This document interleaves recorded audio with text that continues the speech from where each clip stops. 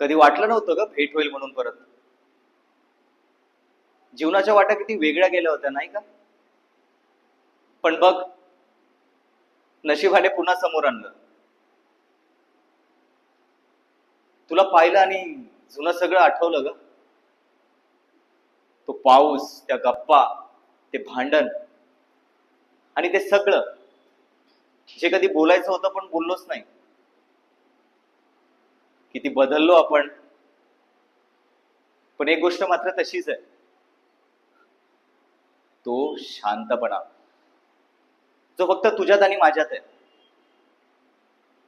काही नात्यांना ना अंत नसतो, ते फक्त एका खांब्यावर थोडं थांबतात आणि पुन्हा कधी न सांगता भेटतात.